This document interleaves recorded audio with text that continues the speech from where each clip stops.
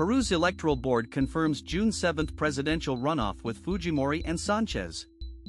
Peruvian electoral authorities have confirmed the results of the first round of presidential elections. LIMA, Peruvian electoral authorities confirmed on Sunday the official results of the first round of the presidential elections in early April, with Keiko Fujimori and Roberto Sánchez advancing to the runoff on June 7. The final vote count was released Friday, but it had to be confirmed by Peru's National Elections Board to set the second round as none of the candidates received more than half the valid votes. The 50-year-old congresswoman Fujimori, the daughter of the late President Alberto Fujimori and candidate for Fuerza Popular, gathered 2.8 million votes, or 17.19% of the total. She reached a presidential runoff for the fourth time.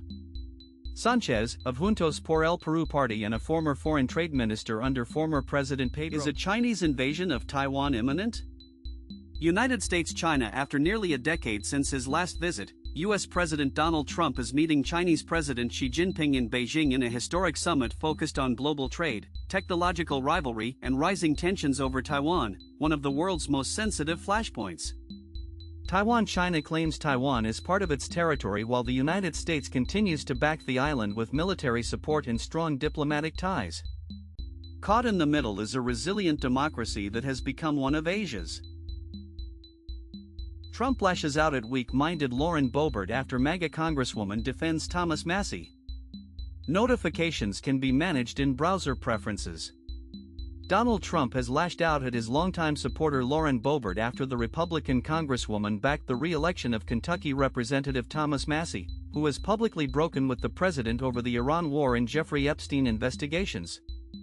Is anyone interested in running against weak-minded Lauren Boebert in Colorado's 4th congressional district? The president fumed Saturday on Truth Social. He called her a carpetbagger who is campaigning for the worst Republican congressman in the history of our country. The president's tirade follows Boebert's support for the Kentucky Republican ahead of the state's primary election on Tuesday. She shared a picture of the pair of them on X, saying Massie loves America and is fighting to save it.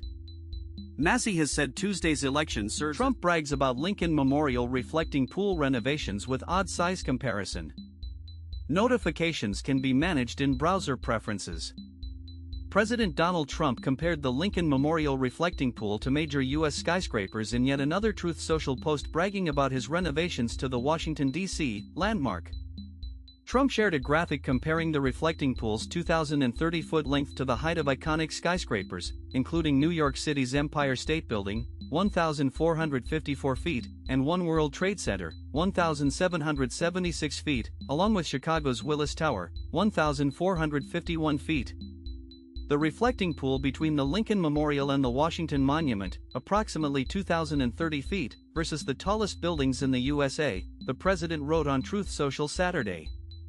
As part of Trump's renovations, the reflecting pool's basin will be. Poll shows Lula and Bolsonaro tied before Brazil's presidential election.